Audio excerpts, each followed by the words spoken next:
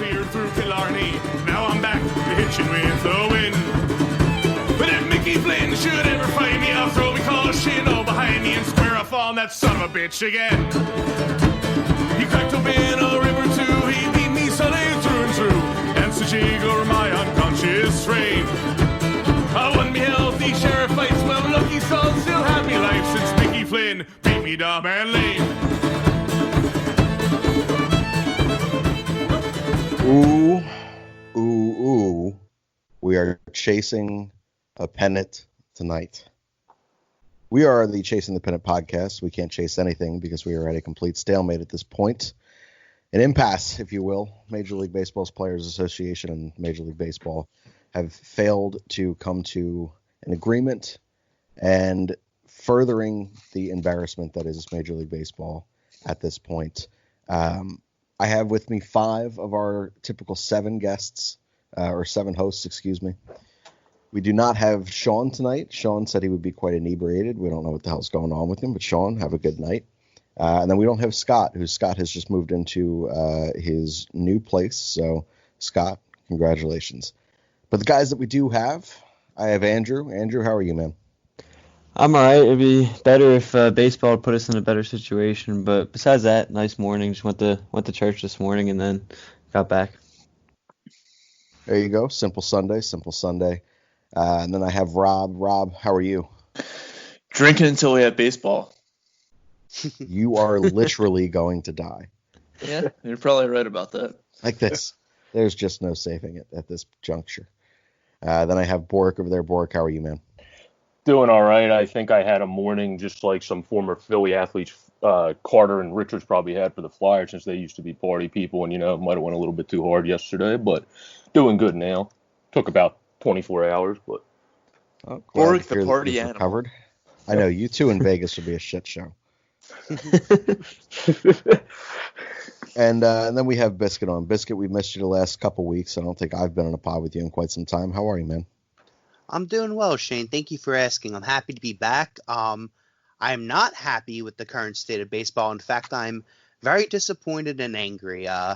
So I'm happy, and I'm here to talk about it because I have some, I have some problems with what's going on, and I'm going to talk about them.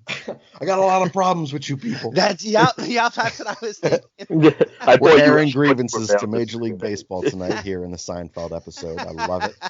So let's jump right into that then. Biscuit, we're going to start with you right away. Then you were kind of heated before we jumped on for the recording. The impasse is it's real. A court date is inevitable at this point. The players have said no more. Major League Baseball has just essentially reframed the phrasing with the same deal over and over again. It's an utter embarrassment, man. How are you feeling? Well, you said it yourself. The Players Association said, fuck it, we're done negotiating. If it wasn't already evident to people that we're going to head to a strike very, very soon between, the Players Association and ownership and the MLB, it's fucking evident as it's ever been now. Both statements came out yesterday from the Players Association and Major League Baseball. And, everything in the Players Association, these guys want to play. They want as much as a season as possible. They want to be back on the field. And the language that they're using is just like falling on deaf ears. They are just so fed up with everything that ownership has been feeding to them. And it's just very sad to watch. And the fucking statement that baseball came out with, Major League Baseball, who has this statement up, by the way? I want to read it word for word right now. May I read it? You absolutely can. Let me pull it up. Here we go. So, on behalf of Major League Baseball, we are disappointed that the MLBPA has chosen not to negotiate in good faith over resumption of play after MLB has made 3 successive proposals that would provide players, clubs, and our fans with an amicable resolution to a very difficult situation caused by the COVID-19 pandemic. The MLBPA understands that the agreement reached on March 26 was premised on the parties' mutual understanding that the players would be paid their full salaries if play resumed in front of fans, which is bullshit because everyone should have known from the get-go that fans weren't going to be in the stadiums this year. I felt like that was evident months ago at this point. And that another negotiation was to take place if clubs could not generate the billions of dollars of ticket revenue required to pay players. The MLBPA's position that players are entitled to virtually all the revenue from a 2020 season played without fans is not fair to the thousands of other baseball employees that clubs and our offices are supporting financially during this very difficult 2020 season, which is also bullshit because they're already going to take pay cuts. They're not getting their full salaries, and they're not, arguing for that or negotiating for that. And I haven't heard you this passionate about something since the last time you talked about the Mets. Oh gosh. We will evaluate the union's refusal to adhere to the terms of the March agreement, and after consulting with ownership, determine the best course to bring back baseball to our fans. Don't make it about the fans. I love how they're still framing it as if it is the pandemic. They're using a national or global crisis at this point as an arguing point. Exactly. To sit there and force the hand of something that we're going to see in 2 years anyway. The current collective bargaining agreement is up in December of 2021. This is going to happen again. And Biscuit, you said it exactly right. Like, a strike is at this point imminent, whether it's happening now, whether it's happening in 2 years. But this does not look good for baseball as a whole. And for a sport that is just losing fans left and right, they have royally fucked this one up. And one big issue I have with the whole thing, too, is how public they made it. Like, and I get it, like, basketball and hockey were already through most of their season, so it might have been a little easier for them to make negotiations. But still, all those were done basically behind scenes. They worked together as a group. They understood that both sides are going to have to take a cut here or there in something that they don't want to. They came together, worked well with it, and then they got something done. And now they're ready here to play, and hopefully about a month from now, if everything still is the way it is. And here at MLB, the owners tried to make the players look bad the entire time, and they leaked everything left and right. And they knew what they were doing from the beginning, and to call the MLBPA unfaithful throughout the whole negotiations is just so hypocritical of them, because they're the ones leaking everything. And I mean, it's on them for how unfaithful it was, because even if you're not on the same page, keep it in house and like find a way to get it done. That's my thing, is how public they made it, and everything they said is so hypocritical, because they can pin the same stuff right back at them. And I love the response by the MLBPA calling them out right back at them. Sorry, Shane. Yes, I was going to say, when I initially read this, that phrase, when it comes up, they have failed to act in good faith, I slammed my laptop shut. I didn't even finish reading the statement. I was so irately angry at that phrase, because they have done nothing but act in good faith. They have continued to budge. They've continued to sit there and say, you know what, this is a different set of circumstances that's hopefully never going to repeat itself. We understand this is going to be a little different. This is as far as we're able to go whilst still protecting ourselves, not just for this season, but for the new collective bargaining agreement that's coming back up. This is the line that we can go up to, and I feel like they went as far as they possibly could whilst still protecting themselves and not fully giving in. And to say that they didn't act in good faith was just a slap in the mouth. It's like, this is unfucking believable. Sad. I was going to say, though, in response to Andrew, that's why I think the biggest issue has been with baseball all along. They're the most, and I know when I was watching MLB Network a couple weeks ago, they talked about they're always the league that airs their dirty laundry the most. Like, whenever anything comes out, you hear everything like, oh, this might be what part of the Astros thing, until you finally found out what was part of the Astros thing.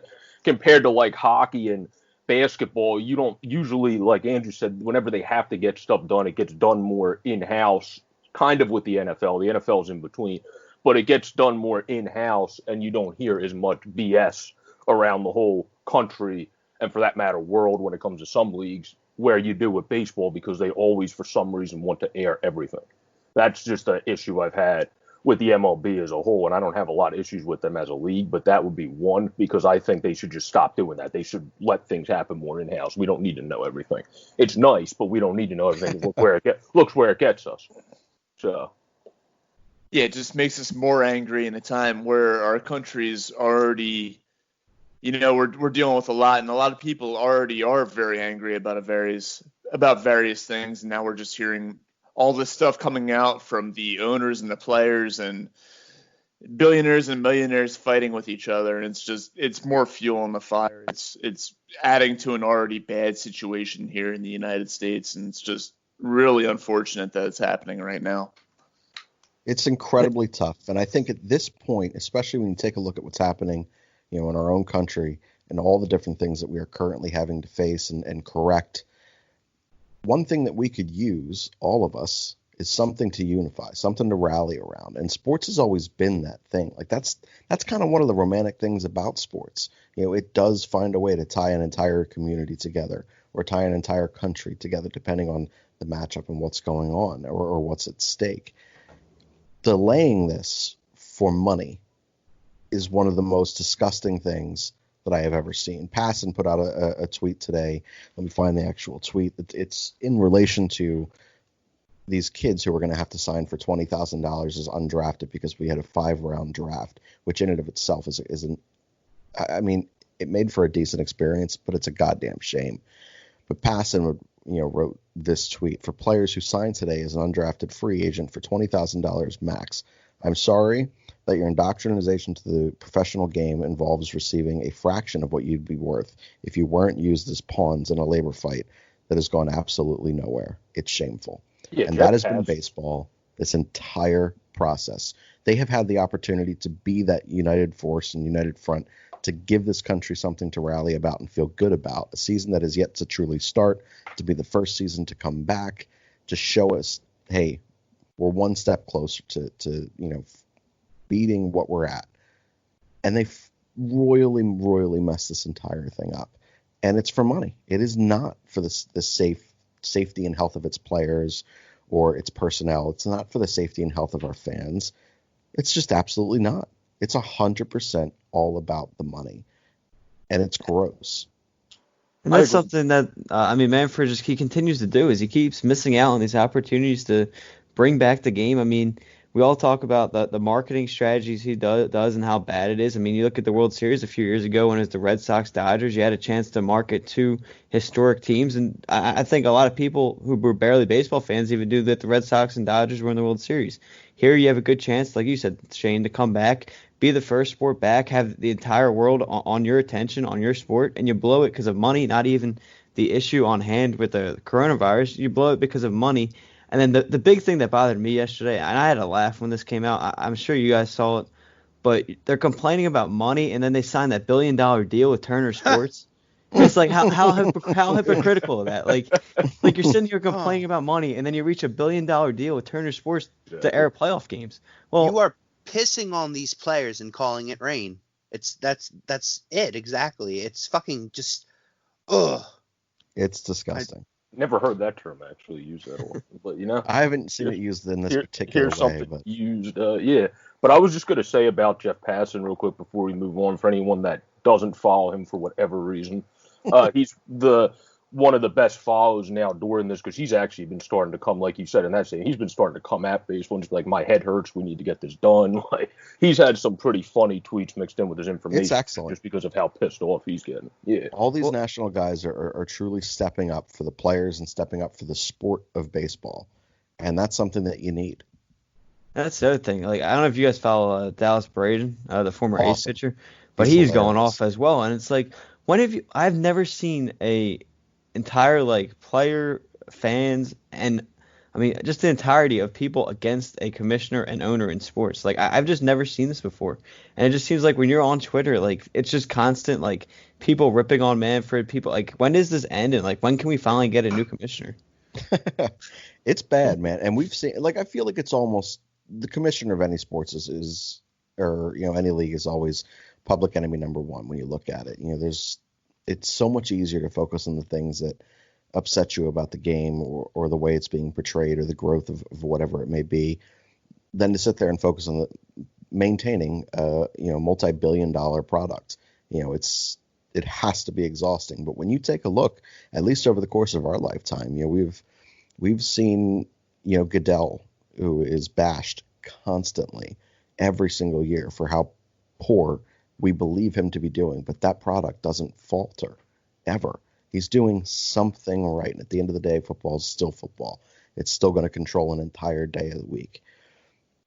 baseball has found a way through the years. They have relied on different.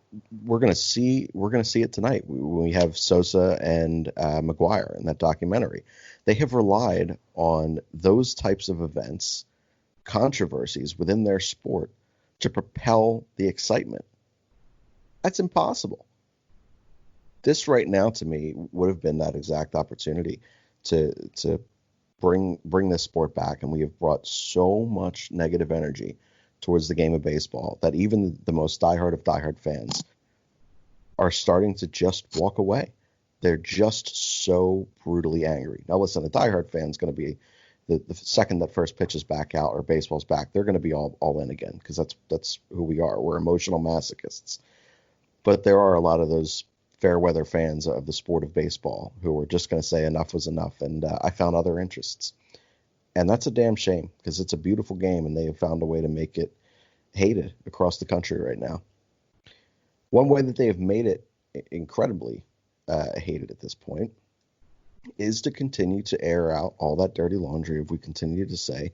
And a very special, awful franchise has made its way into a potential newsworthy story as a team that may also have treated by the use of technology.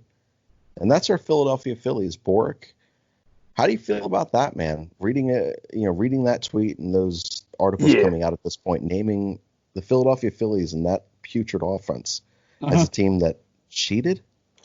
Yeah, I mean, that's horrendous, because I'm assuming they said this is from when Gabe started, right? Not when McCannon was there too, correct? I'm assuming that's what they're doing. They haven't released any specific details, but it would make sense that it was just the Gabe era. Yeah, because that was when we used all the technology. We didn't really use it that much prior.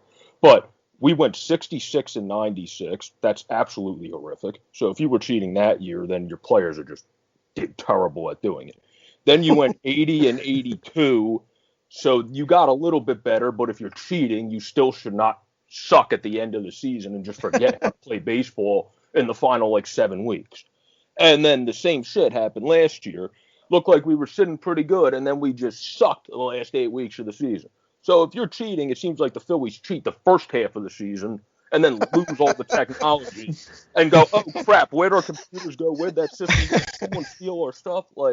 Guilty conscience. They get to the All-Star break and they're like, shit. Anyone else feel bad? Guys, cheating might not be okay. We won't do it second half. Well, that would have been a lot, because they freaking sucked in the second half of the past couple of years. It's been going to the games in the first half is really fun. Then you start going to the second half and you're like, Christ, I'm not even going to the next game. I have a ticket for. Screw this. Yeah, man. So this to me came as a shock. We all joked around, because we had heard right around the time that the Astros cheating scandal had kind of fully come to light, and we were starting to learn just how in depth that scandal had gone. We were all joking, saying, as we're hearing, it's not just the Astros, it's not just this, and then we saw the Red Sox, and we saw this, we saw that, and we all jokingly said, well, we know for damn sure the Phillies didn't cheat, because their offense was atrocious. And here we are, one of the 4 teams named as potential additional franchises and organizations that utilize some sort of technology to cheat. If Scott were on here, had a couple players though. That's all I wanted to say too. We had a couple players on our team to cheat with. I don't know what the hell Kansas City was cheating for. Unless they were just trying to revive Alex Gordon's All-Star years, and then they wanted Whit Merrifield to keep getting better than he even already is before you came in with the new management and were cheating, because I doubt they were cheating his entire career. I don't know, but I doubt it. So they have guys like that. What are you cheating for? There's nobody, you don't have a top prospect that's up yet to go, oh yeah, let's make sure this guy gets 50 times better than he should be, so we expedite the process. You don't even have, those guys aren't there yet. They're just still in your farm system. That one made the least sense to me. I think so. And again, if Scott were on this show, he and I would both be on the stance that said, if you're not cheating, you're not trying. I want my team to be looking for advantages. I want them to be the smartest team that take the field that day on any given day. But there's a line that you don't ever want to see your organization cross. To me, it's not great baseball etiquette to flash signals from second base to your hitter if the catcher isn't, tight enough in those signs or doesn't have a good enough rotation of signs that are coming through. Like, it's not the best of baseball etiquette. That really pisses opponents off. But you do it, and it's been going on forever. When you start utilizing Apple Watches, which is the thing that we're getting told at this point, when you start using buzzers and different things that you can electronically signal your teammate or your hitter, that's a line you got to not cross. Like, that's where you really have to sit there and say, well, now we're altering everything at this point. This is completely not okay. We're implicating a guy with a camera out in center field. We're implicating a guy who's in the back of the dugout, not even truly watching the game. It's insane to me, and it's an embarrassment. And I will be upset to find how the Philadelphia Phillies, if they truly did, if they cheated, how they were involved and what they did. One, they were fucking terrible at it, and that embarrasses me more than them cheating in the first place. To be as bad as they were in the second halves of these seasons, whilst cheating, that's disgusting. Well, like you said, they got a guilty conscience and just stopped mid-season. It's a strong possibility, man. I don't know. I think we're just seeing the tip of the iceberg here. I think that they only named the 4 teams in addition to the Red Sox and the Astros being named earlier. I think if they end up revealing all that they know, I think that it'll come out that probably the majority of teams in Major League Baseball have been stealing signs in one way or another and doing much the same thing that the Phillies have been doing. And it hasn't come to light yet. But I think that if they're being honest, then it probably will at some point. I think you're probably pretty accurate with that. This is a monkey see, monkey do league. It's a repeat league. And, when you start to see organizations climbing, going from as poor as that Astros organization was to as good as they were, you start asking why. And those pieces aren't there the entire time. They start taking what they've learned to the next organization. And maybe the next organization doesn't feel great about it, but some players do, and some players are doing it and others are not. Some people turn a blind eye. Others truly don't give a shit. And that brings us to this point, and Andrew, I'm going to go to you for it. Girardi and the Yankees are also being named in a team. Now, this is what's insane to me. The Astros, they have no problem whatsoever diving into this. But when it came to the Yankees, one of the most prestigious organizations in all of sports, they locked up all the information on that. And they said, no, we're not going to go there. Well, now that court doctrines come out and said, hey, we're going to revisit all this evidence right now, and we're going to take a look into what really went on here. We've all seen the different GIFs and the different short videos out there of Aaron Judge in the dugout seeing a cameraman looking into their documents, their printed out documents in the dugout, and him guiltily shielding what those documents are. That to me does not show cheating. That to me shows the exact same thing that happens in every sport. You get a Surface Pro, you get an iPad, you take a look at your video, you take a look at your printouts, and you go through what it is that you were doing wrong. But people are going to spin that. People are going to spin who was running that ship, and that's Joe Girardi. And are we at all concerned at this point that Girardi could be potentially implicated and have to resign before even managing a regular season game for the Phillies, or that he'll be forced out and suspended by Manfred in Major League Baseball? Andrew, I'm going to go to you.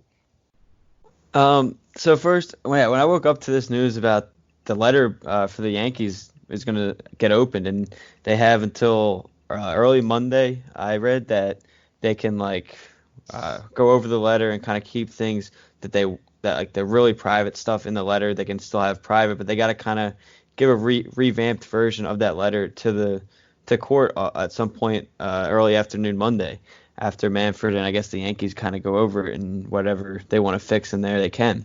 So as I'm reading this, I'm trying to find out more information, and I get to Joe Giglio's tweet, and he goes and he has his article out and he posts it, and the caption he put on with it was, Joe Girardi was there in 2017 when this took place. So then it kind of hits my head, and I'm like, well, you know what?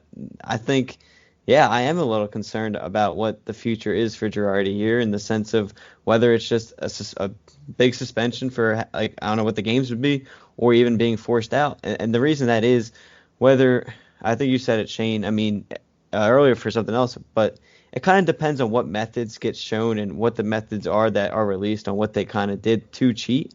And as I'm doing more research, the more and more, some people say the Yankees might get away with it. Some people have evidence. And this one tweet I was reading from Joe Rivera, he said a source told him last year that the Yankees allegedly had 3 different cameras set up in the outfield in 2017, one in left, one in right, one in center, and they had it trained on the catcher's mitts to steal signs. So that seems pretty deep, and like, again, some methods to find a way to get signs are legal and then some are illegal, and that's something. I mean, when it comes to the Phillies, it'd be interesting to see what they did, because I mean they had something. Well, I forget the year, but I think it was like 2009, 2010, when they were accused of getting signs in a different method when the bullpen coach Mick Bellmeyer had I think he was using binoculars to get signs, and Yep. that kind of got pushed over because it wasn't that serious, because it wasn't. So I don't think the Phillies ended up getting anything of that. So maybe if it's something like that, we don't have to worry. But from what it sounds like, the Yankees were kind of more serious in that kind of situation. So I am concerned for Girardi in the sense of, you're the manager. You're going to know what's going on. I mean, especially if you have the cameras there, you have it on gloves on some of the players to do that stuff.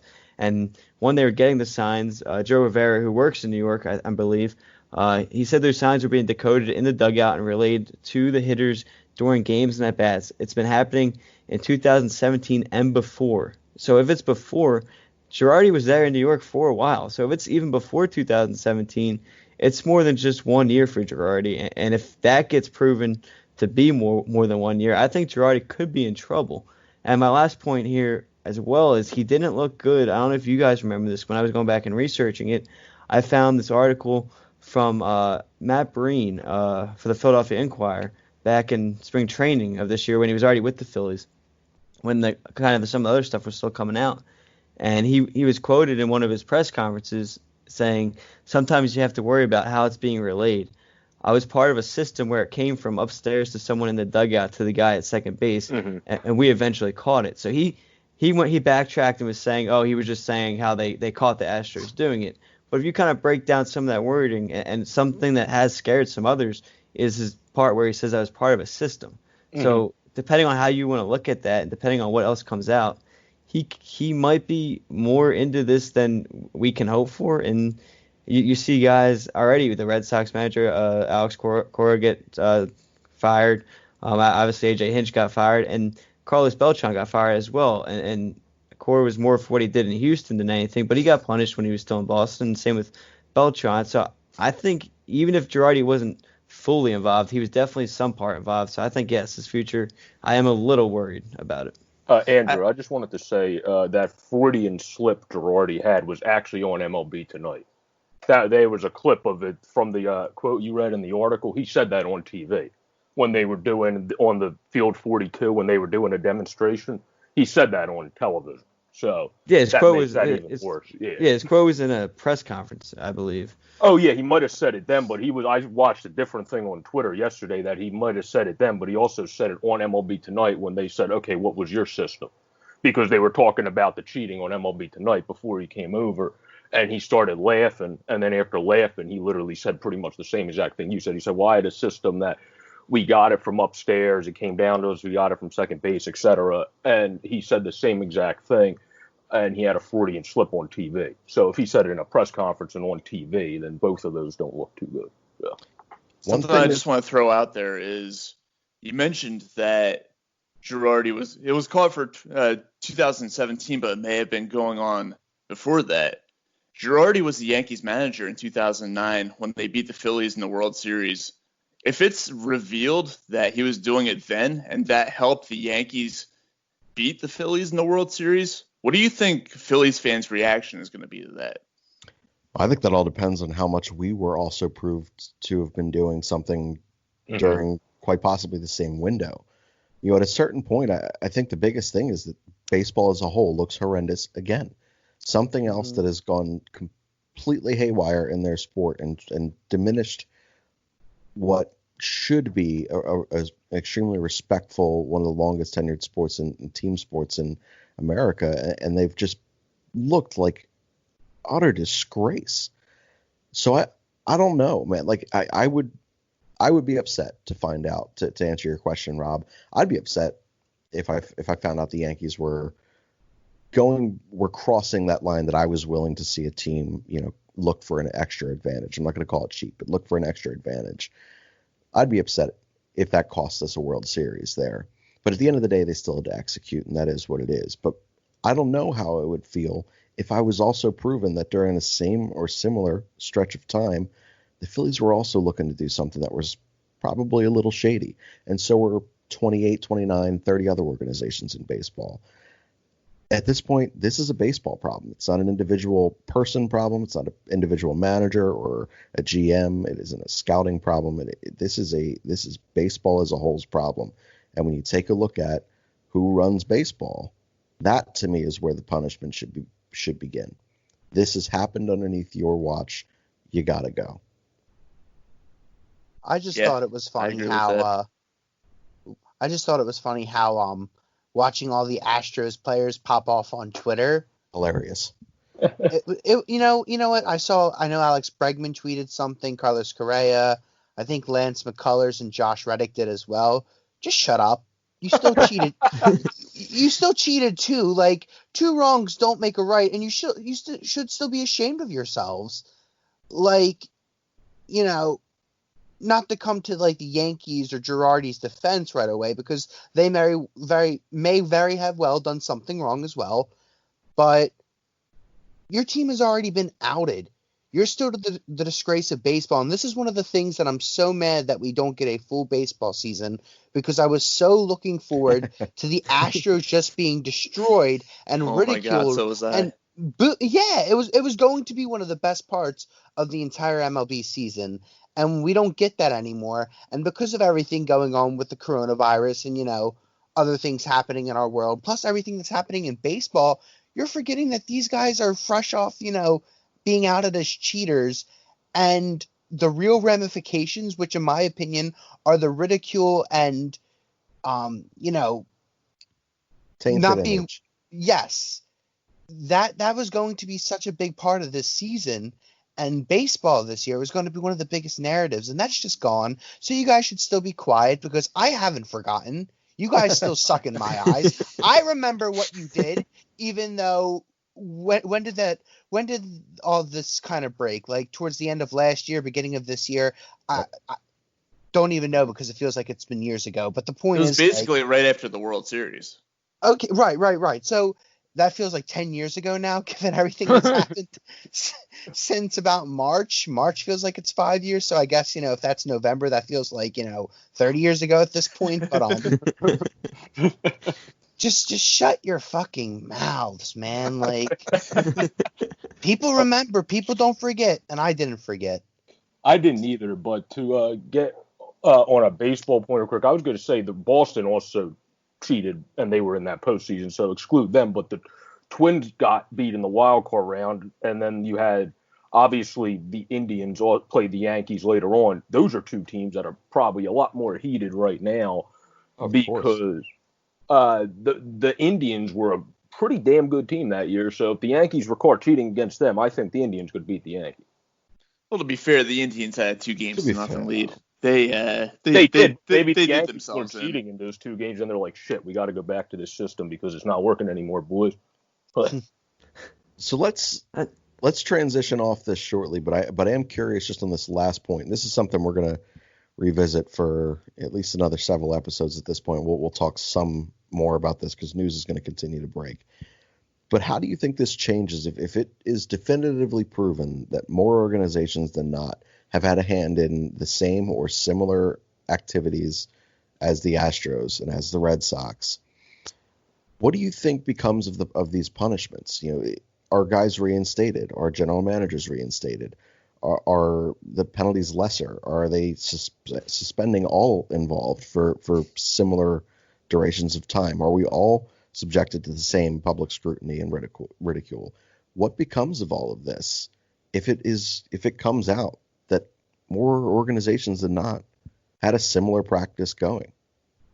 Well, I think to Rob's point earlier, where he said it seems like, this is only the tip of the iceberg, more teams are involved than what meets the eye. If that's the case, I think it then becomes a case of, to what extent. Like, obviously, the idea is that Boston wasn't cheating to the grand scale that the Astros were, or the Yankees weren't cheating to the level that the Astros were. So, like, what realm, like, what is it that they're doing? How are we qualifying it in terms of, like, very minimal usage of technology for advances, as opposed to, like, what the Astros did? So I think that's what's going to come into play if more teams are involved. And then it opens up a whole new can of worms of what happens to everybody. And you're right, what will happen with the suspensions? I just think it'll now rely on to what level were teams doing things with technology. Manfred's also probably the commissioner I trust the least in creating a cheating scale. Like, his cheating scale is going to be absolutely horrific, and he's just going to be like, oh, I never liked this team growing up. Let me fire their manager, and I'll just get rid of their owner, too. It's like, wait, what? Like he's just going to do stuff that's just dumb, and I don't trust him at all when it comes to creating a cheating scale. So hopefully, Nor should you. Someone else within the league will create that cheating scale, because then it might actually be worth a damn. But if he does it, it's not going to be worth a damn. So that reminds me of this thing that it used to be on the internet. I'm not sure if it still is. It was a hockey the internet. thing called always there. Called the Wheel of Justice, where you would type in or whatever, like say Sidney Crosby has a dirty hit against one of the Flyers or something like that, and then you spin the wheel and it's like 2-minute penalty, and then a Flyer has like a regular hit against Sidney Crosby, you spin the wheel, a 20-game suspension. I think that's what might become of this whole situation with Rob Manfred here, that he likes one team, they're going to get off easy. He doesn't like another team, they're getting the kitchen sink thrown at him. Certainly seems so. And maybe that's why they tried to hide this Yankees letter. It kind of seems like, because the Yankees are that historic team, and now that they're trying to avoid having the Yankees get penalized, and maybe that's one of the reasons why it was kind of brushed up and kept sealed. But now that the judge is forcing it to get opened, it's creating a whole new spectrum. Yeah, well, to Rob's point, I also think they're just going to it's just a pain in the ass kind of type thing, that's all. But Girardi's a guy I think might be a little safe if his thing's kind of more in the realm of Boston, because they pinned it almost entirely on the video first. Why? I have no idea. But they did. Because they can. Pin it almost entirely. So if same reason Colangelo's wife was the pinned, burner account. Yeah, that's horseshit. Exactly. So Colangelo. If they are able to pin it entirely on someone else, then Girardi's probably more in the loose. And then also, if we're picking a team that Manfred's going to go light on, Girardi's been one of the most liked talkers and heirs of the game for years now. He's probably the guy that would be ding, ding, ding, ding, ding, number one, numero uno, that he would go light on a cheating scale. The Yankees and Joe Girardi, if I had to pick from people that I would say that since they were already locked up and not revealed in the first place, that was already as the intention. But, but I'm just saying, even with a review, I don't see him going that much harsher on it. We'll see. It's going to be something that we're going to have to continue to keep an eye on and talk about, because Lord knows we can't talk about the actual game of baseball, because why would that happen? This is only a baseball podcast. But what's up, Andrew? Sorry, I was just ask one quick question. Yeah, go ahead. And one of my group chats from some of my good friends from Oklahoma State with my baseball guys, we were talking about this, and he brought up a point. I'm interested to see what you guys think about this question. He was saying, with the news coming out about the Yankees, he believes that there's probably a lot more teams, which obviously it seems like it is now, that were trying to steal signs or do something in those years, in his opinion. And he's not trying to justify cheating, but he's comparing it. He thinks it's almost like the steroid era. Do you think in a way you can compare it to that? And absolutely, like all these teams that might come out and they're kind of trying to help the game maybe in a way like that. The steroid era did kind of try to rejuvenate it with all the home runs before it got baseball leaked and everything. Fuels and controversy.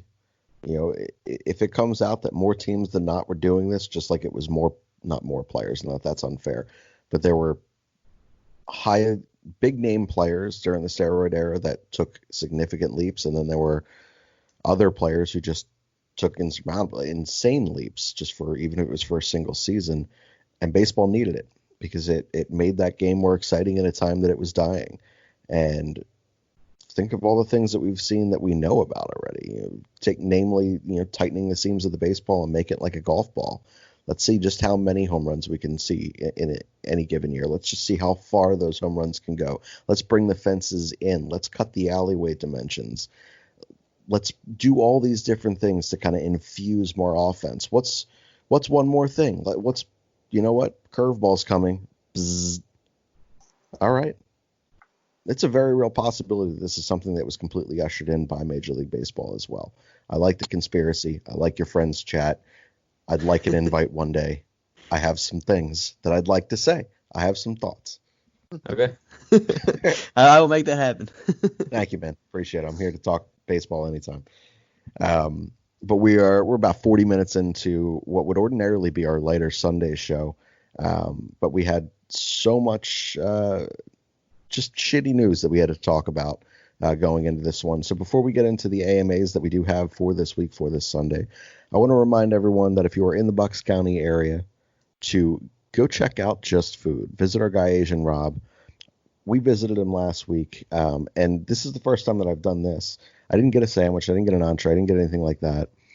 I have been attempting to lose weight like Andrew because he made us all feel like shit that he was able to lose 25 pounds during the quarantine. So I have been making the efforts to not eat sweets, to not eat just shitty food, and just, let me just work on myself here. And I'm proud to report that I have not lost a single fucking pound in all my efforts. And because I didn't lose a single pound, I went to reward myself with some junk food from Asian Rob, and they make their own different kinds of popcorn. I'm not even a big popcorn guy, but it was in a bag there, and I was defenseless. So I gave it a go. And let me tell you that both their caramel corn and their cheddar corn are two of the greatest things I've ever tasted in my entire life. It was a mouthgasm that I was not prepared to have. Just Food will do that to you. It is 215-794-FOOD, 215-794-3663. Treat yourself. Take it home. Visit our guy, Asian Rob, again. It's 215-794-FOOD. All right, guys, we're going to get into a little bit. So we didn't advertise the MA this week or the last week, so I had to actually text a bunch of people I know listen to the show and just get a handful of questions. So I got 8 questions in from a bunch of guys I play baseball with and a bunch of guys that just listen to the show. Way this is going to work, since we're already at 42 minutes now, is I'm just going to ask one of you a question.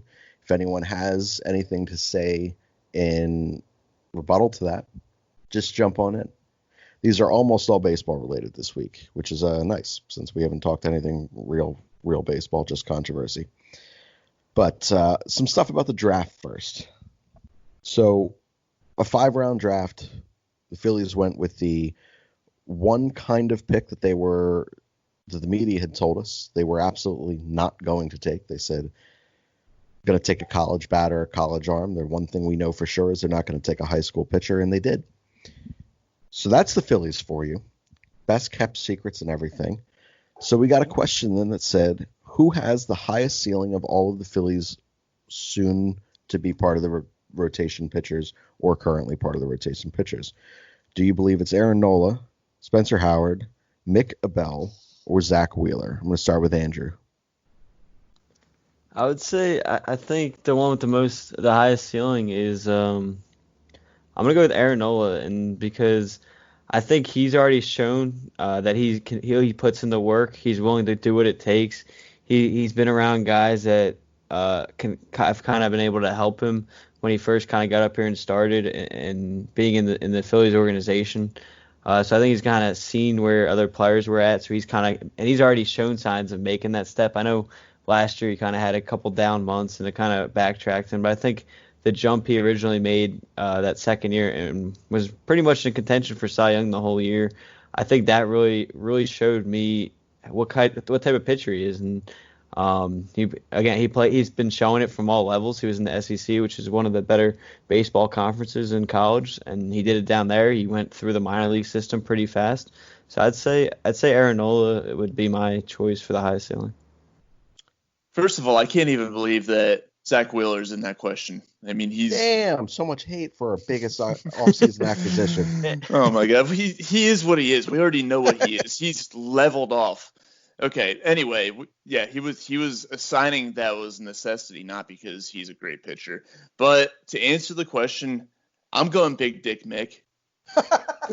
I'm going Big Dick Mick just because we've seen the comparisons. Justin Verlander was one of the greatest pitchers in our era of baseball. I forget what the other comparisons were, but No he one has gets compared to a shitbag pitcher. well, Like, yeah, no one sits there and drafts a first-round pick and says, well, listen, it could be Justin Verlander or it could be David Buchanan. That's what we're talking about, though, is the ceiling. And I think that Aaron Nola has a very high ceiling. I really do. I've said many great things about him on this show, and I still do believe that he is going to be even better than what he's shown so far. But I think that Mick Abel has the potential to be a top 5 pitcher in baseball. Not that Aaron Nola can't be, but I think that Mick Abel has I don't know. When we drafted Aaron Nola back in, what was it, 2015 that we drafted him? 2014, I think. 2014. I thought that Aaron Nola was going to be, a solid number 2 starter, maybe a decent number 1 starter, and that's kind of what he's been so far. I think that Mick Abel has the potential to be a bona fide number 1 ace. I like it, man. I'm a big prospect guy, so I always get way too excited about shit that's probably never going to happen. But he wasn't really on my radar this year, so I had to do a lot of post-draft research on him. And I'm excited, man. So I like your selection. I like Andrew's Aaron Nola. I dislike the fact that you just immediately dismissed Zach Wheeler. Like, how many pitchers have we seen not really hit their stride until they're like 30, 31 years old? Like, it's always been about trying to harness your stuff, and like once you figure it the hell out and you become this stud. Like, Max Scherzer in Arizona was just kind of meh. His first year in Detroit was just meh, and then all of a sudden he's fucking Max Scherzer. Like, it can happen. It can. I'm not disregarding that. I'm just going off the fact that he's been a career 4-ish ERA every single year. He's had some injury problems, and he pitched in a relative pitcher's park up in Citi Field, and he still didn't put up the greatest numbers ever. So that's why I have my reservations about Zach Wheeler. Well, I think that's fair. I disagree, but I think it's fair. And real quick, I just want to touch on something. We're talking about pitchers and we're talking about the draft. I just want to give a shout out to Bucks County's own Nick Bitsko, drafted by the Tampa Bay Rays, 24th Which means he's overall. going to be a fucking stud, even though I think the kid stinks. Right out of Doylestown. Yeah, man, I've seen him pitch. Well, that's why the Rays took him, because they're like, we want to piss off Shane and make him into one of the best pitchers over the next decade so he can just be wrong. Well, no, I think that if there's an organization that's going to make this kid actually hit his ceiling, it's going to be the Rays. And then they're going to have to sell him for pennies on the dollar because they're the fucking Rays. But so there's a chance that he comes home anyway. Who knows? I'm not huge on the kid, but I think that was because everyone was huge on the kid because he's a local product, and I just have to be different. I don't know. I troll that way. It's fucked up. Feels like if the Phillies had drafted him, I feel like it would have been Jesse Biddle all over again. Oh, I'm so tired of hearing that. I did hate Jesse Biddle. Actually, we should have known that because you had 2 hits off Jesse Biddle. 1 hit. 1 hit off Jesse Biddle. That's 1 hit off a first rounder. That kid's whatever. Whatever. All right. We have everybody has a good at bat. That's fair. All right. We got another draft question we had in here. So the Phillies now have a plethora of infielders at their disposal. They've drafted several over the last couple years in the middle infield, or that project to remain in the middle infield.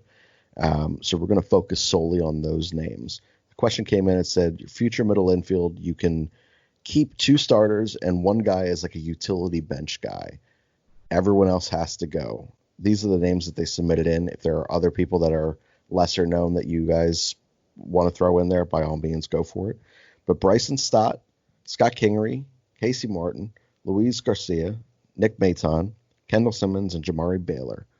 2 got to start, 1 at short, 1 at second, and then 1 is a super utility guy. I'm gonna go with Berardi on this.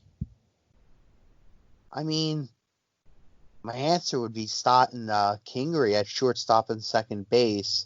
I'm someone who kind of believes that depending on the year Bryson Stott put up, if there was obviously a minor league season this year, that we could theoretically possibly see him in September, if not sometime next season. And just given the fact that he's, can run the bases very well, plays a good position, or plays the position well, I should say, hits for average, hits for a little pop. Like, I think he's going to be like, it's really been a while, even with the acquisitions that we've had with Harper and Hoskins, and obviously Hoskins wasn't a acquisition, but like, you look back at 2000, the 7-11 run and all those cornerstone players, the Phillies don't really have any real cornerstone guys yet. Obviously, you have Bryson. You think he's going to be here. Obviously, he'll be here for quite some time, and he'll be a cornerstone. But, like, look beyond that. Didi's here on a 1 year. Gene Segura, like, obviously, he's not going to be a player of the future for much longer. Looks great, by the way. Oh, he looks phenomenal. Yeah, Honestly, I thought he was. I'm someone who does believe that he would have a nice little comeback year. I'm not, saying he's going to rip the cover off the baseball, but I think, the guy has more to show for himself. But my point being is, Scott Kingery and Bryson Stott. Stott really, to Scott combo. Like it was literally twisting around in my brain, but they're going to be those cornerstones if all can work out. I like it. So, you know what I mean? Like, they have the highest ceiling out of all of those guys. I'm not big into, the farm system and prospects, so a lot of those guys I haven't even heard of.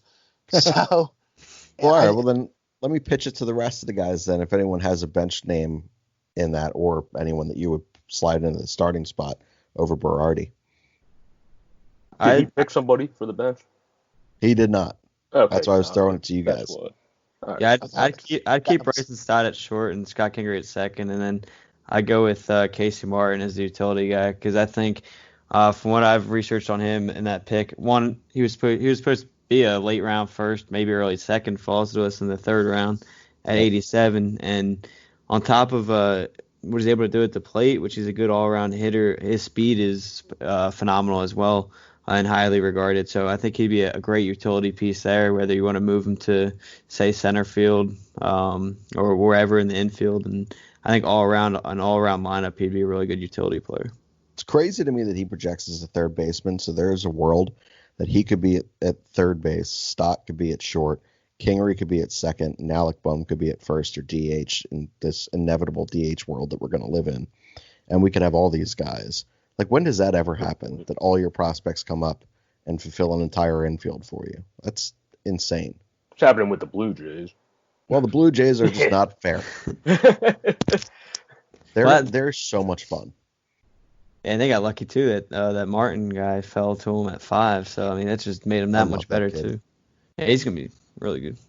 He's probably the best all-around hitter in the draft, where Torque is the best at, like, RBI and just mashing the ball potential, where Martin's more of, like, trying to think of, like, Yelich and not his, like, MVP seasons, like, before Yelich, or, like, that type. Pre-MVP. Yeah, Gotcha. Which would still be a hell of a player, so. All right, well, Boric, I'm going to send this next one over to you, man, since you kind of touched on it earlier, so I'm curious to hear if you have anyone different. But who is your favorite national baseball media personality to follow? Well, that's a very good question, honestly. I would say Jeff. Yeah, it's probably Jeff Passan, because he's just a really good Twitter follower. He seems to give you the information very good and straight. And then I also love watching him when they have him on Get Up and all the different things, because he explains and articulates himself very well. And he's also funny on Twitter at times, especially now during this when he's getting pissed off and just tweeting things like, okay, we have to come to a deal already. My head hurts, and just like bitching about stuff all the time. That's funny to see an analyst start like actually having the emotions we all have and showing them to us. Like, that's kind of funny.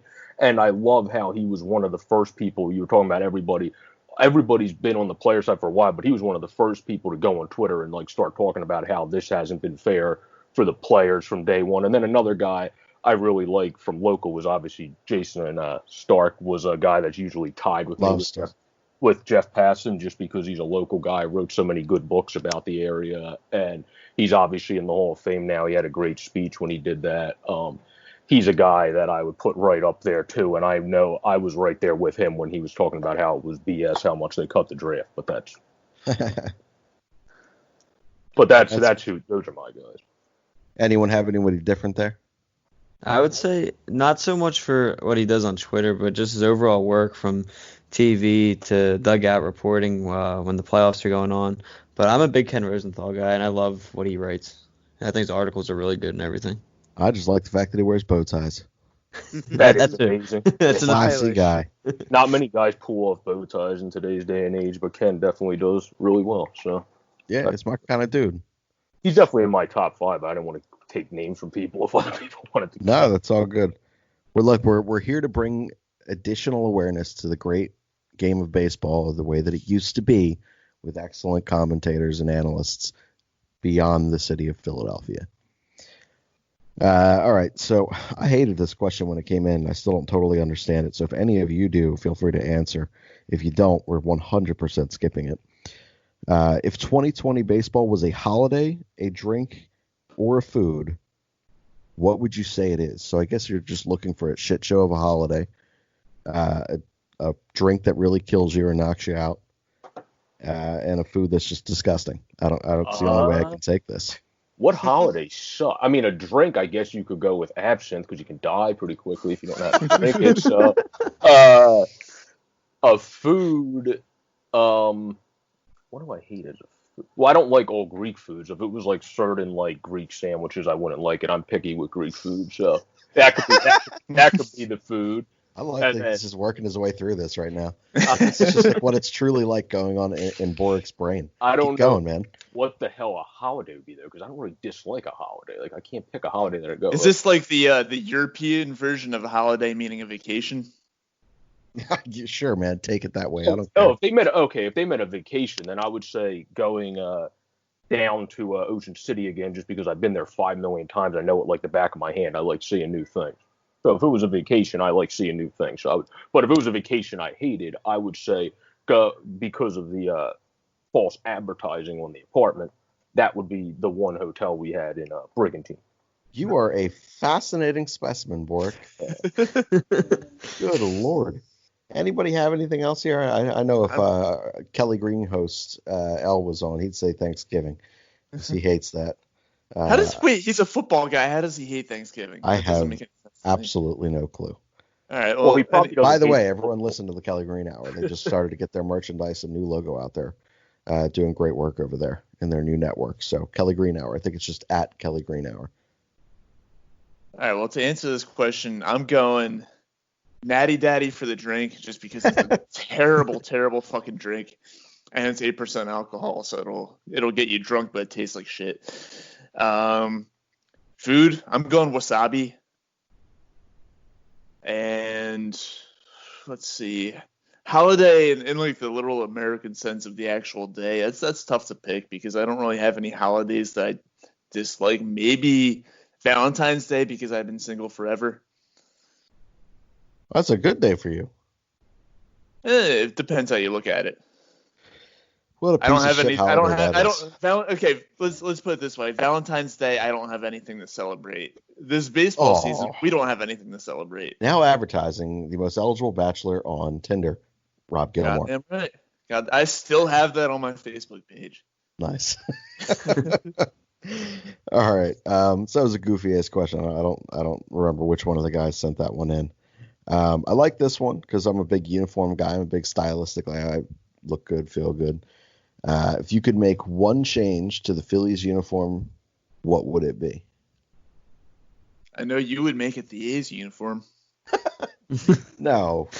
One single change, minor change to the uniform. Like if you wanted to like just move the pinstripes wider by a millimeter. Whatever. It's tough. How is Yeah, it tough? I'm thinking. Phillies uniform's not that great. Yeah, I'm well, surprised Biscuit you- didn't say wear the powder blues more or something like that with how much You know what? I was That's thinking not a about change, it. though. wear this beautiful Not maroon like- jerseys more. Thanks for reminding me, Borik. Oh my fuck, Rob. Way to stay could go strong. for Rob. I mean, powder that's blue not a for change of the blues. uniform. It's just a change to the uniform scheme, like how they put them out per game. So if you did it that way, that would be a change. My minor change is get rid of red cleats entirely and go specifically with whatever if you're wearing your home regular whites, everyone wears white cleats, everyone. like a college basketball team. If you're on the road and you're wearing road grays, everyone wears gray cleats. That's the sharp thing that I like. If you're wearing your powder blues, since I have to throw Biscuit a bone here, that's your wild card day. You want to wear your maroons or powder blue cleats, go for it. But other than that, everyone's got to wear the same shit. I'd say one minor change that I would make to the current uniform is bring back the blue bill on the away hats. That was it wasn't away. It was interleague play. Ah, well, I like those going with the gray uniforms. I like the blue bill on the hat. All right. And then the interleague hats also have that like star on the P, right? Through the mid 2000s, yeah, I think 2003 or 4 was the last year for that. I like those hats too. All right. So we got a couple minor uniform changes there. All right, if opening day is to actually occur for this 2020 season, where are you watching this game? Assuming that fans can't be there. Probably with people just at someone's house or whatever. Thank you for not saying crib. Social. I heard it coming out. Separating a little bit. Like, I don't know. I mean, it depends what we're allowed to do at that time, because at this point, baseball might start by my birthday, which is Christmas. So then we'll be able to do pretty much anything by then. Yeah. So baseball might just have a whole different season, and then just be like, the Rockies just can't be a team anymore because we're playing in the winter now, and then But anyway, jokes aside, I don't know. I mean, for me, I just don't see. I got more pessimistic recently with opening day, but if it does happen, I would probably just be at a buddy's house and watching it there, because I don't know if I would feel that comfortable going out to a bar if it were to happen in the next 2 to 3 weeks yet, depending how well I know that bar is set up with everything. Who knocked someone up and had a kid in the last 5 minutes that's screaming in the background? I'm in my dorm room by myself, so it is definitely not me. All right. Or do you have some secrets you want to share with us? What's going on over there? That's our neighbor's kid. So it is. Why coming is it from in your house? Your computer. Because they're right outside and we have the windows open because it's nice. Oh, Interesting. man. All right. I don't know if I trust you. I think we've got a little board. Bork, that's definitely your kid. That's what it's at. I'm a little offended that you didn't close that window. I'm up here sweating my balls off. I turned the fans off because the microphones pick it off. I closed the window. It's like 900 degrees in this studio right now. And So I'm doing that. we're making freaking guys. sacrifices, and Bork's over there like, what a nice breeze and all these children to play. So strange. Normally, nobody's been screaming. When other time, I'll usually have the window open when it's nice. And what other time has anyone been in the background? I need you to threaten their lives right now. Whilst on the show, just say, hey, we're recording an episode of Chasing the Pennant. Shut the fuck up. Just, do you know who we are? We'll just give it 5 years and maybe we're big then. We'll wait. I'm not closing this show out until someone's life gets threatened. All right, I'm just playing around. All right, let's get to our final. We have 2 more. We're just going to do 1 more because we're already at an hour. So I'm actually going to go to Rob for this one specifically. If anyone else has one, by all means, jump on in. But Rob, what is one baseball take regarding our Philadelphia Phillies over the last 4 or 5 years, however long you want to take it, that you have had that you were 1,000% incorrect on? Oh man, I've had many. That's why I went to you, my friend. I am going to go with the 1-loss prediction that I had for last year. I believe I said it was 95-67, and they needed to win on the final day of the season just to break even 500 at 81-81. So I was 14 games off there. That was pretty bad. I don't know that any of us had a prediction. L was the closest one last year in win-loss predictions, and we were all angry about it. Well, the thing is, I completely disregarded our complete lack of a pitching staff. Yes. I thought that Bryce Harper was going to go out there and he's going to mash 75 home runs and break Bonds' record, and I thought Reese was going to mash 50. And I thought the 2 of them were literally just going to put the team on their back and carry them to a World Series win. I like it. Why? Well, you know what? You're a year off. That could happen this year. Anybody else have any horrendous takes over the last several years that you were at the moment completely all in on and realize now just how dumb you were? Well, I was going to. Oh, go ahead, Biscuit. You got it. All you. I thought Jake Arrieta was going to get a second Cy Young in Philadelphia. And that might be even worse than mine. I seriously thought this guy was going to be like the second coming of great Phillies baseball. And not only have I grown to hate him as a player, I also hate him as a person because I think he's a jerk off. Oh gosh, I just remember being so excited when we signed him, and I remember saying to my girlfriend in my hubris, "This guy, he's going to get a second World Series, second Cy Young in Philly." And my girlfriend was like, "I hope so, baby, I hope so." And what a fuck, like. Did she really say it exactly like that? Because my girlfriend's a pretty big baseball fan as well, but that's still when she was kind of learning the ropes and like, first starting to get invested. So both of us were very naive. It was like the biggest signing the Phillies made in how many years? I think they got oh my gosh, Santana that offseason. Definitely Saunders. Saunders is a beast. Had one season out there and it's awful. Didn't even last the whole year, did he? No, he got cut in like June. Mm-hmm. Or designated for assignment. All right, guys. Anyone else have a freezing cold take that you were incredibly wrong about? Yeah, mine was, and this is also because I remember back when they were both on the same team, Chase Utley liked this guy coming up. And I was insanely wrong on Cody Ashley. I thought. Shut the hell up. We're not ending this one on a Cody Ashley. No, that can't happen. Someone else has to have a take. So I thought he had a chance to, at least if he couldn't play third, maybe he would move to second. After all, Chase did start as a third baseman. Chase started as a shortstop in UCLA, but that's fine. I thought he played third at UCLA, too. Played shortstop for UCLA. Oh, my bad. Okay. Had no arm. He never had. But anyway, that was my worst take because he had that nice short swing, and I thought he was going to be a guy that could at least hit for at least like 265 and up and hit you. He did hit for 265. I know, but I'm saying consistently hits you like 20 and up homers to get you to around the 75 RBI. Like I thought he would be one of our solid players, not a guy that this displeases me so much. Traded away. I really liked him coming up. It just unfortunately did not pan out. I raked with him in MLB The Show. He turned into who he was supposed to turn into in my video game. He just didn't do it in real life, unfortunately. It's just displeases me so much. He was a decent player. It was a bad situation for him here. Well, because him and Franco were here, so they kind of tried to platoon those two, and then they moved Ashley to left field and try to make him learn a whole new position, and it was just a mess for him. Not great. All right, guys, we're gonna wrap this one up here for chasing the pennant. We can't really chase pennants at any point. We're gonna have to come up with a new way to introduce this show and exit this show because fuck, I'm just so disappointed in baseball.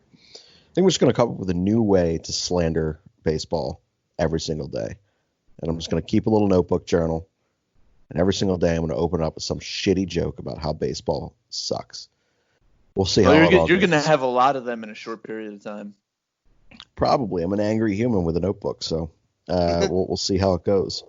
But damn, now my dog's barking. Borik's got children near him. I got a dog barking downstairs. It's a nightmare. All right, before we sign this one off for Chasing the Pennant, guys, make sure that you go ahead and continue to try to support the Jackdaws.